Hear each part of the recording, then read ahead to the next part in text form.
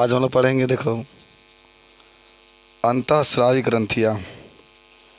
पहले हम लोग देख लें कि अब तो पढ़े थे इसके बारे में, अंतःस्रावी ग्रंथियाँ।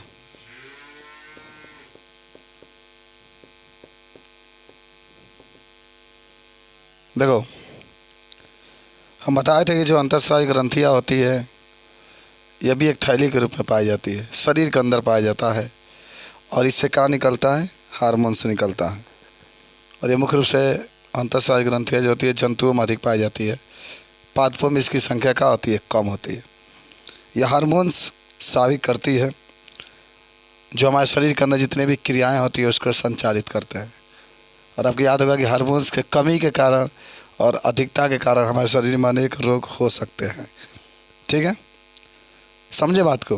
देखो, आप खुद अपने मन से इसको लिख लीजिएगा कि अंतःस्रावी जो ग्रंथियाँ होती है ये हार्मोन्स निकालती है। हार्मोन्स ये हमारे शरीर के अंदर आती है, और जो हार्मोन्स होते हैं हमारे शरीर के अंदर जितने भी क्रियाएं होते हैं उन सभी क्रियाओं को क्या करते हैं? नियंत्रित करते हैं, सभी क्रियाओं को संचालित करते हैं। कौन? अंतःस्रावी ग्रंथियाँ। तो थोड़ा सा लिखते चलो, लिख लो। अंतःस्रावी ग्रंथियाँ में जो लिखते रहना, जो अंतःस्रावी ग्रंथियाँ होती है इसमें किसी प्रकार के नलिकाएं नहीं पाई जाती। आपको याद होगा कि जो अंतःस्रावी ग्रंथियाँ होती है इसमें नलिकाएं नहीं पाई जाती है, नलिकाएं नहीं पाई जाती है। आप ये भी जानते होंगे कि जो अंतःस्रावी ग्रंथियाँ होती है इसमें नलिकाएं नहीं पाई जाती है। जो हार्मोन्स निकलते हैं वह रक्त के द्वारा एक स्थान से दूसरे स्थान पर जाते हैं। लिख लेना कि इसमें उत्पन्न हार्मोन्स रक्त के द्वारा एक स्थान से दूसरे स्थान पर जाते हैं। सबको याद होना चाहिए। माने इसमें आप तो जान गए एक चीज़ की, जो रक्त होते हैं वह हार्मोन्स के एक स्थान से दूसरे स्थान पर लेकर के जाते हैं। इसमें किसी प्रकार की नलिकाएं की ज़रूरत नहीं होती है। अगर बाह्यस्रावी ग्रंथि की बात करता तो इसमें नलिकाएं होती है, क्योंकि रक्त में जो एंजाइम निकलते हैं वो रक्त में स्पर्श नहीं करते हैं, वो नलिकाएं होती है। और वो जो नलिकाएं होती है उसको लेकर के क्या करती है? जाती है। आज हम लोग जो बातें करेंगे अंतःस्रावी ग्रंथियों के माने मानव के अंदर जो अंतःस्रावी ग्रंथियाँ इसके प्रकार के बारे में बात करेंगे हम लोग। मुख्य से कुछ अंतःस्रावी ग्रंथियाँ होती है, हम लोग इसको देख लेते हैं कि मानव में पाए जाने वाली कुछ अंतःस्रावी ग्रंथियाँ। अंतःस्रावी, अच्छा याद है अंतःस्रावी ग्रंथियाँ का अंग्रेजी में क्या कहते हैं? Endocrine gland.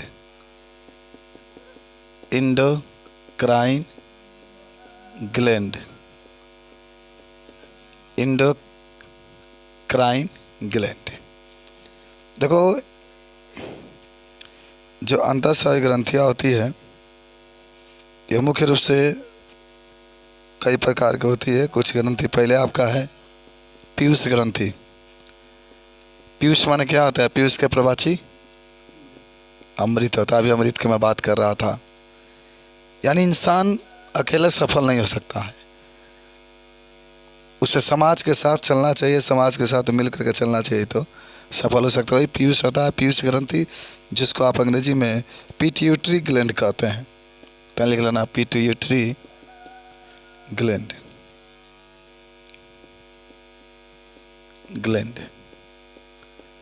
दूसरा जो होता है थायराइड ग्रंथि,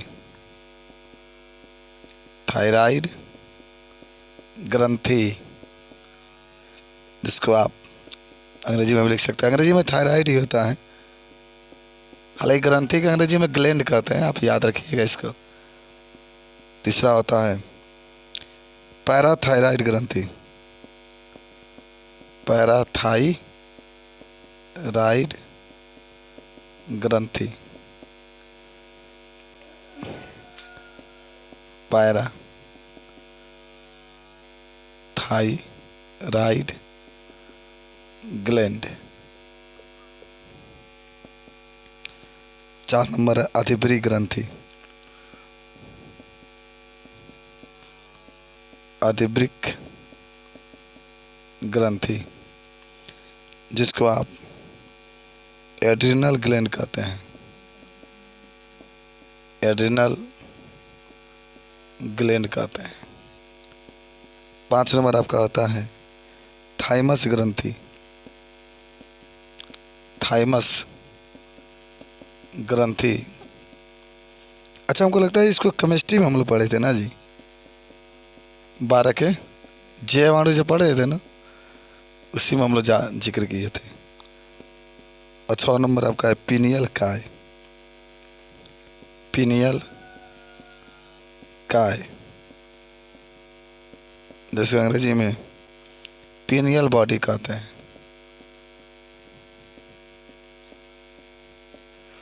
ये माने आपके 6 प्रकार की ग्रंथि है, समझ याद कर लो।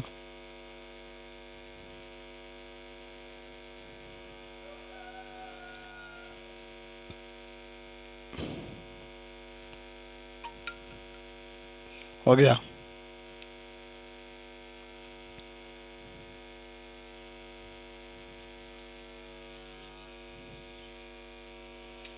इसका एक सूत्र भी याद रखेंगे, ट्रिक में बनाया था। पप्पी आ थपा थप। पप्पी आ थपा थप कब के पूछे याद रखना। एगो प से आपका हो जाएगा ना पीयूष ग्रंथि, एगो पी से आपका हो जाएगा, चाहो तो पैराथायराइड ग्रंथि कह सकते हैं या पीनियल काय कह सकते हैं। आ से कह दीजिएगा अधिभृगु ग्रंथि, थ से कह दीजिएगा थायराइड ग्रंथि, आ एगो प से कह दीजिएगा पैराथायराइड ग्रंथि, आ एगो कह दीजिएगा थाइमस ग्रंथि। पप्पी आ थपा थप याद कर लेना, ना भुलाएगा। पप्पी आ थपा थप।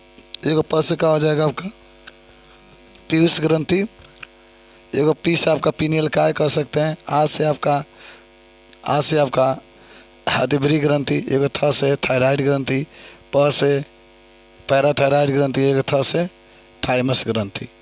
तो ये आपके पूरा रहा ग्रंथि का ट्रिक। तनी किताबों पर लिख लीजिए, कहीं किताबों के चैप्टर पर। अब हम लोग बारी बारी से एक एक ग्रंथि का सैर करते हुए चलेंगे। हम लोग पहले जो सैर करेंगे उसका नाम होगा पीयूष ग्रंथि के बारे में। चलें, मिटा दे इसको। एक एक ग्रंथि के बारे में हम लोग सैर करते हुए चलेंगे, जिसमें सबसे पहला ग्रंथि होगा उसका नाम होगा पीयूष ग्रंथि। पीयूष ग्रंथि, पिट्यूटरी ग्लैंड। देखो अंग्रेजी में बार बार लिखोगे ना तो याद हो जाएगा। Pituitary gland. अच्छा, कुछ बातें पहले हम लोग जिक्र कर लें, तब इसमें आप कोशिश करिएगा लिखने के लिए। पहला बात यह है कि देखो बाबू, जो पीयूष ग्रंथि होता है बहुत छोटा के आकार का, मैंने बताया था कि मटर के दाने के बराबर होता है। पीयूष ग्रंथि माने इसका आकार बहुत छोटा होता है। ये मटर के दाने के समान संरचना वाली होती है। पीयूष ग्रंथि को हम लोग मास्टर ग्रंथि भी कहते हैं। ये भी हम लोग पढ़े थे। कुछ याद आ रहा है क्यों कहते हैं मास्टर ग्रंथि? क्या करती है? नियंत्रण करती है। सभी जितने भी हमारे शरीर के अंदर ग्रंथियाँ हैं सबका देख रेख करती है, सबका नियंत्रण करती है।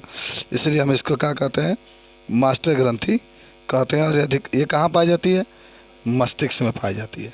तो थोड़ा सा इस चीज़ को हम लोग लिख लेते हैं, गनाक दे। ये कहते हैं कि पीयूष ग्रंथि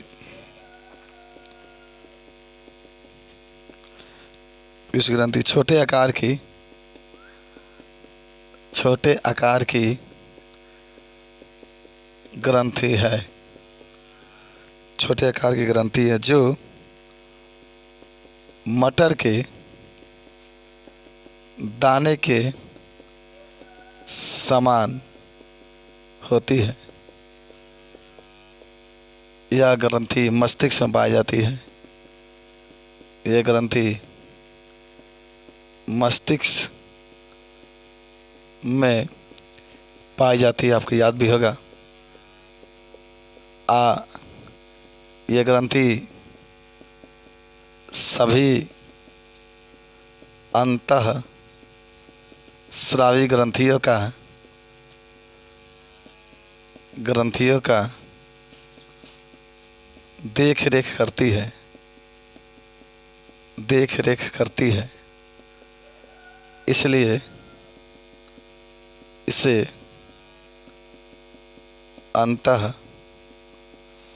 मास्टर ग्रंथि कहते हैं।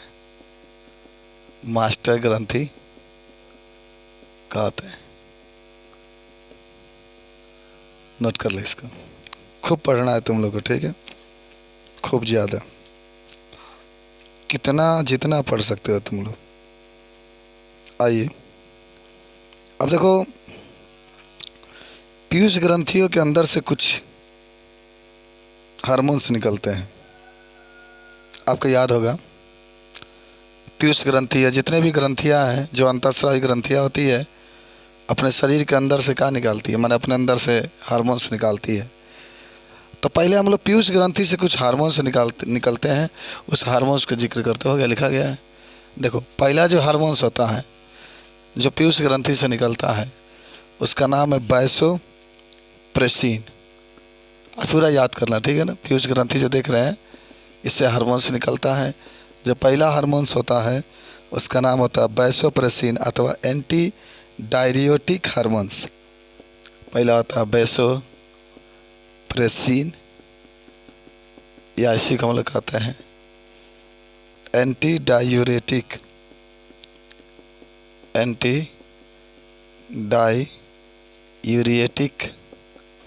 हार्मोन्स।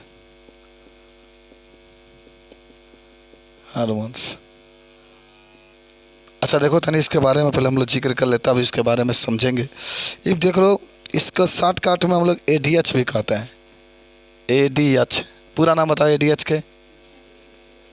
हाँ, ए से हो जाएगा एंटी, डी से डायरियोटिक और H से हार्मोन्स। ADH का पूरा नाम याद कर लेना।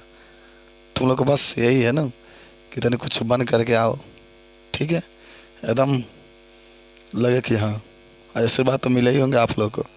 हम भी आशीर्वाद मांगे आप लोग को कुछ बनने के लिए, बेहतर बनने के लिए। हम लोग कहने का आशीर्वाद मांगते हैं, अपने लिए कुछ नहीं मांगते, समझ रहे हो? वही में तनी से जो छटके का तुम दे देंगे हमको, बोले तुम लोग को जो बचेगा तुम दे देगा हमको। ADH का नाम होगा एंटी डायरियोटिक हार्मोन्स, पूरा नाम याद कर लेना। अच्छा, अब इसके बारे में तनी जाने हम लोग कि आखिर जो वैसोप्रेसिन या एंटी डायरियोटिक हार्मोन्स होता है, ये होता क्या है बाबू? सुनो, यह वृक्क नलिकाओं में जल के पुनः अवशोषण में वृद्धि करके मूत्र की मात्रा में कमी करता है। माने अगर जो वृक्क है, वृक्क में जल की मात्रा अधिक है तो इसको अवशोषित करता है, जल को। भाई जितना ही अधिक आप पानी पिएंगे, जितना ही अधिक आपके शरीर के अंदर जल होगा, उतना ही अधिक मूत्र का निर्माण होता है। तो जो वृक्क के अंदर आवश्यकता से अधिक जल होता है, उसे जल को यह अवशोषित करता है। कौन? वैसोप्रेसिन। और जब जल को अवशोषित करता है तो इससे ये फायदा होता है कि मूत्र का निर्माण कम होता है। माने आवश्यकता से अधिक, भाई पानी पीना भी, ज़्यादा पानी पियोगे तभी हानिकारक है, और कम पिएंगे तभी हानिकारक है। तो लिमिट में कम से कम कितना, 4 से 5 लीटर। और डिब्बा खाली हो जाना चाहिए, रहना नहीं चाहिए पानी उसमें। तुरंत पीते रहो, खाली करते पीना चाहिए पानी। 1 घंट 2 घंट टाइम से पीना चाहिए। तो अगर किडनी, वृक्क माने किडनी में अगर जल की मात्रा आवश्यकता से अधिक है तो उस जल को ही अवशोषित कर लेता है वैसोप्रेसिन या एंटी डायरियोटिक हार्मोन्स, जो कि आपके देखिए कहाँ से निकल रहा है, मस्तिष्क से काम यहाँ कर रहा है, अवशोषित कर लेता है, जिससे मूत्र का निर्माण क्या होता है, कम होता है। और सुनो, तथा शरीर में कुछ भागों की रुधिर वाहिनियों को संकुचित कर रुधिर दाब में वृद्धि करता है, रुधिर दाब को बढ़ाता है। रुधिर दाब का मतलब होता है कि उसको रफ्तार को तेज कर देता है। कौन करता है? ये करता है। इसके कमी होने पर मूत्र के साथ पानी की अधिक मात्रा निकलने लगती है। इस रोग को कौन सा रोग कहते हैं? उदक मेह रोग कहते हैं। जब आदमी मूत्रता है ना, तो मूत्र के साथ पानी निकलता है, हर हर हर हर गंगा, घर घर गंगा। मूत्र के साथ क्या निकलता है? पानी निकलता है, तो उसको कौन सा रोग कहेंगे? उदक मेह रोग कहते हैं। उदक मेह एगो मधुमेह होला, तो मूत्र के साथ चीनी निकलेला, चीनी मूत्र का भी है ना। और जब तुम देखो तो खाली में चिंटा ही झुकते हुए तुमको नजर आएंगे। मेरा जलेबी खा के मेला में तुम मुता है, तो ओकरा के मधुमेह कहते हैं। आज जब मूत्र के साथ पानी निकलता है तो उसको क्या कहते हैं? उदक में। आई काहे निकलता है? किस हार्मोन्स के कमी के कारण? हाई एडीएच हार्मोन्स के कमी के कारण। आज जिसके बार बार पेशाब आता है और शरीर में अत्यधिक पानी निकल जाता है, अब व्यक्ति को शरीर में तो फिर कमजोरी है, फिर बोतल चढ़ाना पड़ता है। खोस आई केन्यूला खोस, तो आई बोतल कर एथी खोस, तो हमें दुकान डला होता है, दुकान डला। सोचो तो ये आदमी के का, ये आदमी के थोड़ा दिक्कत हो, तो हार्मोन्स खुद ऑटोमेटिक करता है। किसी को कौन रोग होता है तो आदमी कमी कारण, कौन को रोग वजन आदमी कमी कारण, बुखार आपका दोगला ही कारण लगता है, बुखार दोगला ही कारण लगता है, जान देना। नहीं बोलेंगे ना तो क्या हो, तो ये आपका उदक मेह रोग होता है। लिख लोगे इसके बारे में कि लिखाना पड़ेगा? अच्छा तो लिख लो, लिख लो, माने बहुत सुन लो, लिखते चलो, मैं बोलता रह रहा हूँ कि जो वेसोप्रेसिन होता है हार्मोन्स, ये माने मुख्य रूप से जो वृक्क होते हैं, वृक्क में उपस्थित अधिक मात्रा में जो जल होते हैं, अधिक मात्रा में जल को, अधिक मात्रा में जल की उपस्थिति को कम करता है, कम करता है, तथा मूत्र का निर्माण भी कम करता है, तथा मूत्र के निर्माण भी कम करता है। मूत्र का निर्माण भी क्या होता है? कम होता है। यह शरीर में कहीं कहीं रुधिर वाहिनियों में रक्त के दाब को बढ़ा देता है, रक्त के दाब को बढ़ा देता है। कौन? अच्छा याद है ना, इसके कमी से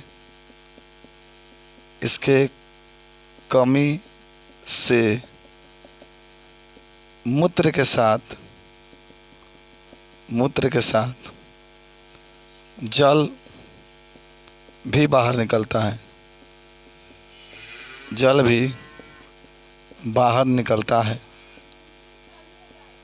जिसे उदक में रोग कहते हैं, जिसे उदक में रोग कहते हैं। बार बार पेशाब करने पर शरीर से अधिक मात्रा में जल बाहर निकल जाता है, जल बाहर निकल जाता है तथा शरीर कमज़ोर हो जाता है, शरीर कमज़ोर हो जाता है। हो गया, लिखा गया, सब याद कर लेना, कोई दिक्कत आपको नहीं होना चाहिए, ठीक है। यह वेसोप्रेसिन और अब दूसरा हार्मोन्स की बात हम लोग जब करेंगे उसका नाम होगा ऑक्सीटोसिन। है वह है। अब दूसरा आपका होता है ऑक्सीटोसिन। नोट कर लिए, इसको मिटा दिया जाए। चलिए, दूसरा हार्मोन है बाबू ऑक्सीटोसिन। ये भी कौन निकालता है? पीयूष ग्रंथि से ही निकलता है। देखते हो कहाँ इस हालात, सब हमारे जनन अंग के पास ये हार्मोन्स होते हैं। अब मस्तिष्क में देखो पीयूष ग्रंथि होती है। अब दूसरा ग्रंथि जो निकलता है, हार्मोन से निकलता है, उसका नाम है ऑक्सीटोसिन। ऑक्सीटोसिन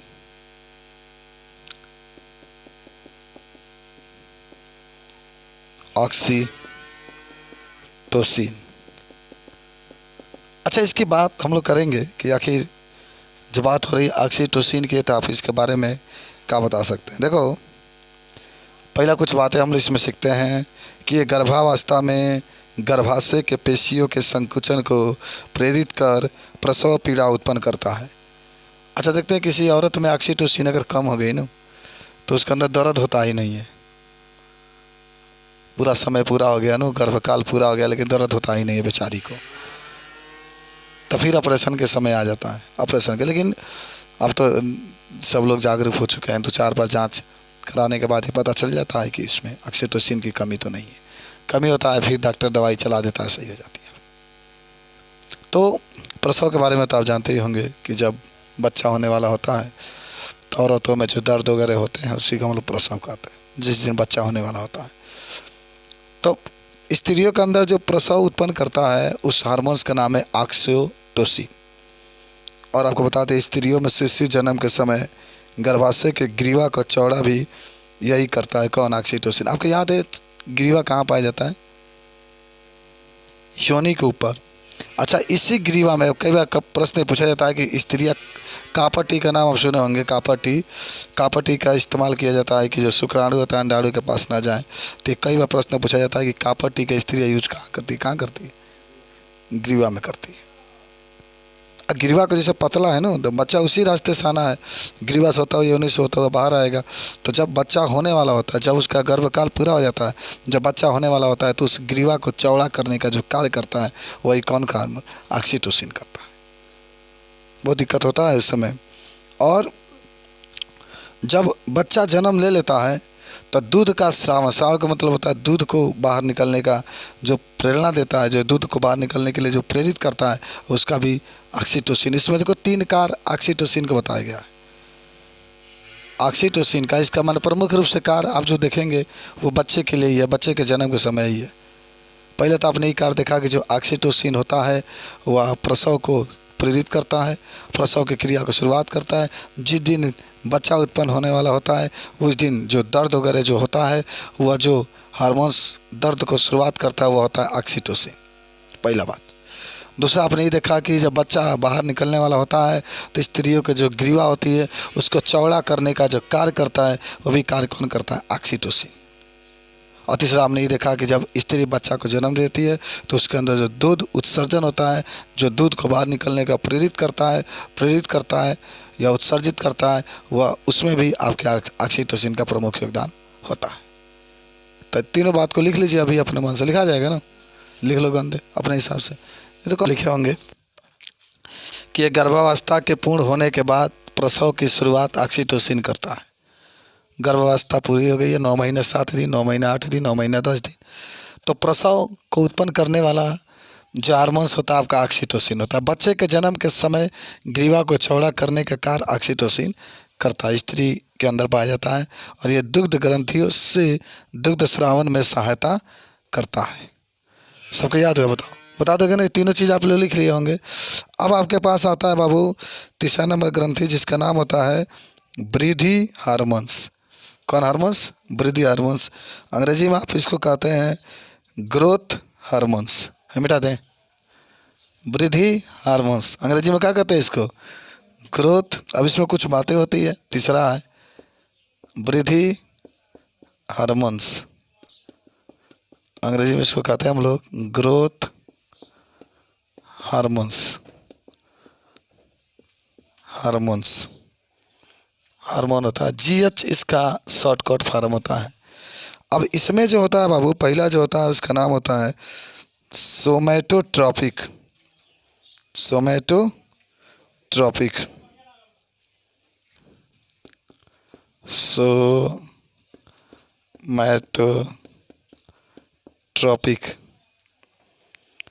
ठीक है।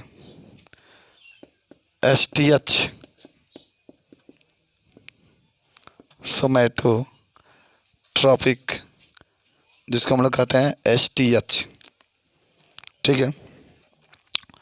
देखो बता दिए हार्मोन्स जो होता है वृद्धि हार्मोन्स है, तो अब जनन संबंधी ये बातें नहीं होंगी।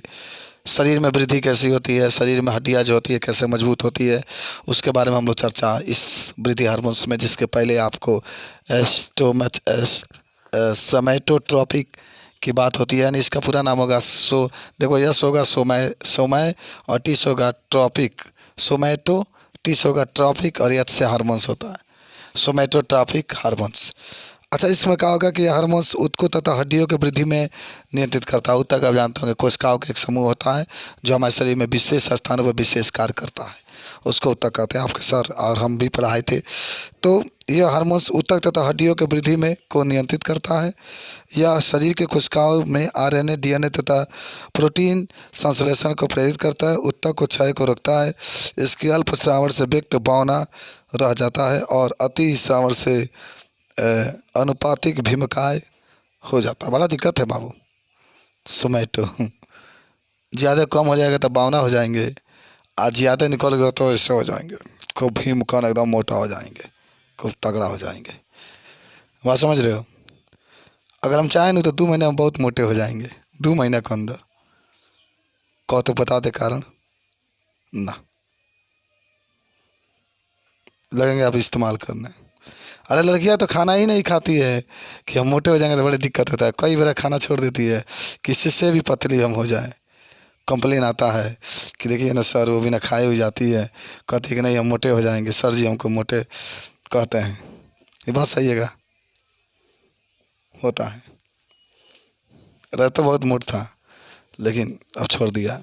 तो सोमैटोट्रॉपिक के बाद आपको बताया गया कि सोमैटोट्रॉपिक एक प्रकार का वृद्धि हार्मोन्स होता है और ये शरीर में उत्तक और हड्डियों को नियंत्रित करता है। शरीर में जो जितने आरएनए होते हैं, डीएनए होते हैं या प्रोटीन संश्लेषण का निर्माण को प्रेरित करने वाला जो हार्मोन्स होता है सोमैटोट्रॉपिक होता है। इसके कमी से व्यक्ति का होता है बौना हो जाता है, और इसके अधिक मात्रा में शरीर में बनने से इसकी मात्रा अगर शरीर में अधिक मात्रा में बनती है और सत्ता बनती है तो व्यक्ति भीमकाय की तरह बहुत ही मोटा ताज़ा तगड़ा हो जाता है। तो ये आपका होता है सोमैटोट्रॉपिक। तो लिख लो इसके बारे में, थोड़ा सा लिखा दें। तो ये आपके सोमैटोट्रॉपिक है। यह हार्मोन्स उत्तक तथा हड्डियों को मजबूत करता है। ये शरीर में उपस्थित जितने भी कोशिकाएं होती है, कोशिकाओं में आरएनए और डीएनए तथा प्रोटीन निर्माण को प्रेरित करता है। और तीसरा कह सकते हैं कि इसके अल्प श्रावण से व्यक्ति बौना हो जाता है तथा अधिक श्रावण से व्यक्ति भीमकाय हो जाता है। तो व्यक्ति अगर बौना होता है तो किस हार्मोन्स के कारण, कमी के कारण? सोमैटोट्रॉपिक। अब बहुत अगर मोटा हो गया तो किस हार्मोन्स का अधिकता के कारण? सोमैटोट्रॉपिक्स। चलिए लिखा गया सबका वृद्धि हार्मोन्स में सोमैटोट्रॉपिक्स। अब आ जाओ सेकेंड, जिसका नाम है पुटिका प्रेरक हार्मोन्स। अच्छा, आप इसके बारे में पढ़े भी होंगे। ये एक ऐसा हार्मोन्स है ना जो मासिक चक्र को नियंत्रित करता है। याद है आपको? मासिक चक्र के बारे में पढ़े हैं आप? स्त्रियों में कितने अंडाशय होते हैं? हाँ, 2, एक जुड़ा होता है।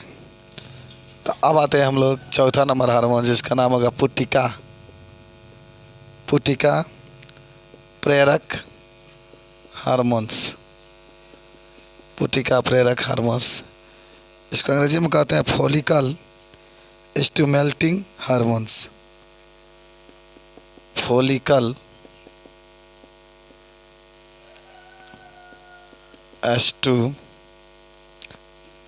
स्टिमुलेटिंग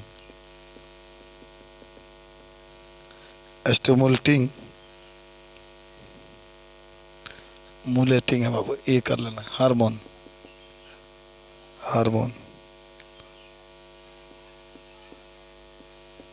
इसको हम लोग शॉर्टकट में EFS कहते हैं। EFS कहते हैं।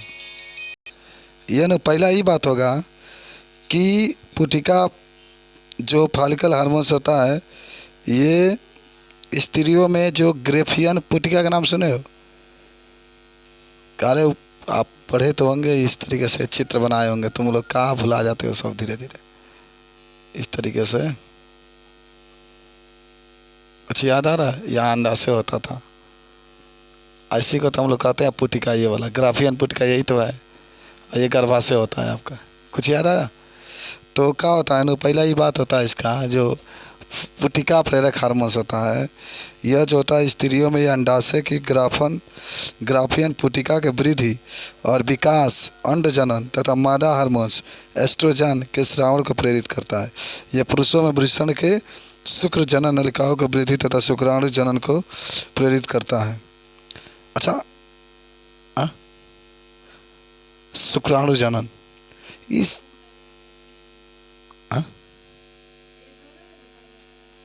हाँ, पुटिका प्रेरक हार्मोन्स, हाँ दोनों पाया जाता भी ना, शुक्राणु जनन को प्रेरित करता है। ये माने सारा जितना ही हार्मोन्स बा सब साला वही जे जाके रुका तका तो का कहोगे कि स्त्रियों में ये अंडाशय के पास जो माने होती है आपकी, उसको माने अंडाशय को प्रेरित करता है। अच्छा, स्त्रियों में एक हार्मोन्स निकलता है एस्ट्रोजन, उसको स्रावित करता है, शुक्राणु जनन को भी स्रावित करता है, शुक्राणु जनन में वृद्धि को भी सहायता करता है। कौन? पुटिका प्रेरक हार्मोन्स। तो लिख लो इसके बारे में। हार्मोन्स है जिसका बारे में आप देख रहे हैं,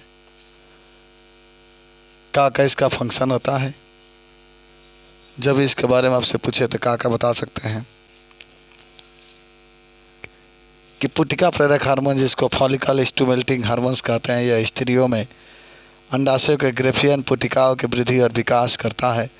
अंड जनन तथा मादा हार्मोन्स को उत्सर्जित FSH करता है। पुरुषों में शुक्राणु जनन का भी कार्य कौन करता है? पुटिका हार्मोन्स करता है।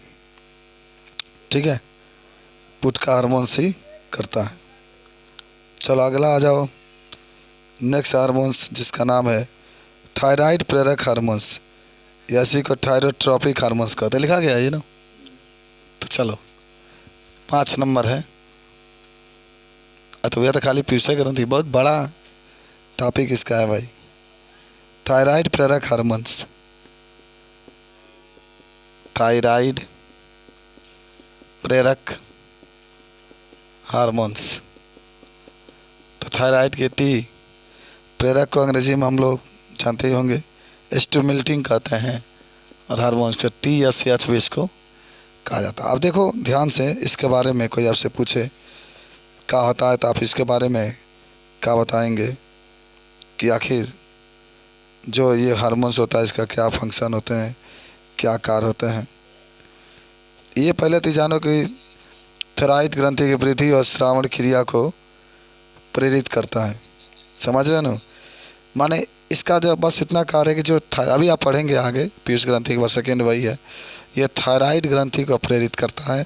थायराइड ग्रंथि के श्रावण को प्रेरित करता है। लिख लेना, यह थायराइड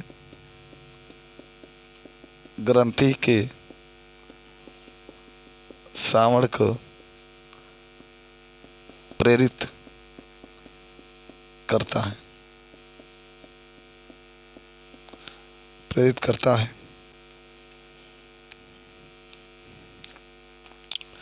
अब आज अच्छा हुआ लास्ट है, तब हम लोग कल थायराइड ग्रंथि पढ़ेंगे। 6 नंबर आपका है, एक और इसमें दिया है प्रोलैक्टिन हार्मोन्स। प्रोलैक्टिन कार्य बताएंगे इसका। पुरुष में मैनोट्रोपिक, इसी को मैनोट्रोपिक हार्मोन्स भी